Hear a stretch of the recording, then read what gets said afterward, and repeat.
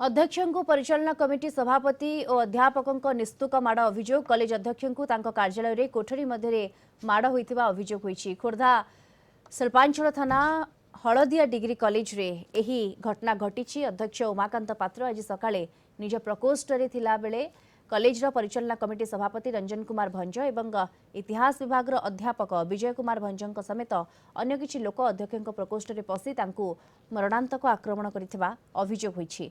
ए आक्रमण रे अध्यक्ष आहत होइतिले। आहत उमाकांतଙ୍କୁ स्थानीय बासिंदा उद्धार करी स्थानीय डाक्तरखाना रे भर्ती करथिले। अध्यक्ष उमाकांत पात्र खोर्धा शिल्पांचल थाना रे पहुंची ए घटना संपर्क रे लिखित अभियोग करिसंते।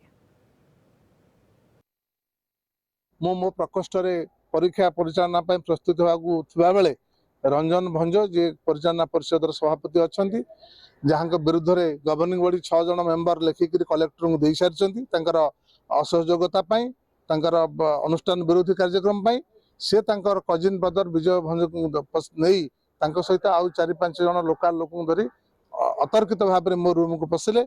मोर जे अटेंडेंट अच्छा मोर जे वाचमैन अच्छा से धक्का फका मारी जबरदस्ती पशुंट 2टा गाड़ी नहीं कैंपस को पशिले एवं अश्राव्य भाषा गाली गुलज करी तुरंत जगह छाड़ न तो जीवन तक मारिदेबू एमती करी विधा गोईठा मारिबा मो तंटी की चिपी क्षत विक्षत करने से भ्रुक्षेप करना।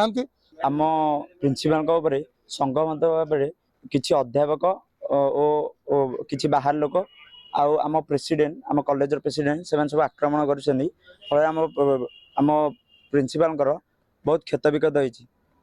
आम आज परीक्षा थिला से आम जल्दी जाई पहुँचलु से आम देखला बेलू आम प्रिंसिपाल को संगबद्ध भाव आक्रमण कर।